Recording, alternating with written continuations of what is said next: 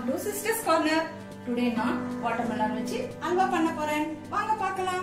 watermelon halwa பண்றதுக்காக நான் watermelon கால் பகுதி கட் பண்ணி எடுத்துர்க்கேன். அதுக்கு தேவையான பொருட்கள் sugar, நெய், cornflour மாவு, முந்திரி, பாதாம், ஏலக்காய்.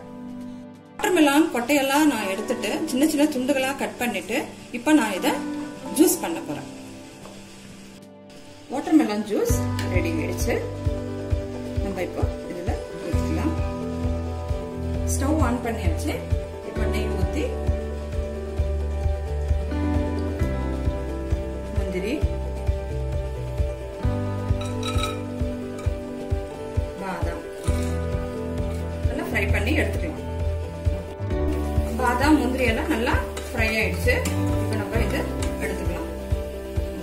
மீதி இருக்கிற நெய்யில ரெடி பண்ணி வச்சிருக்கிற நம்ம இந்த ஜூஸை ஆட் பண்ணிக்கலாம். நல்லா மிக்ஸ் பண்ணணும்.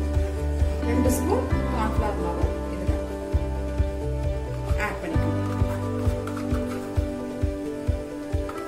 நல்லா மிக்ஸ் பண்ணணும். திக்கா வர வரையும் நல்லா கலக்கணும்.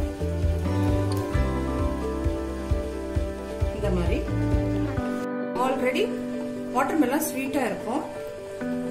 எனக்கு தேவையான அளவுக்கு நான் சுகர் ஆட் பண்ணிட்டேன்.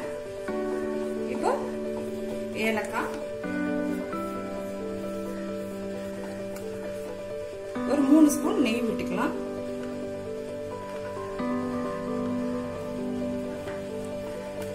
இப்போ நம்ம முந்திரி பருப்பு எல்லாம் ஆட் பண்ணிக்கலாம்.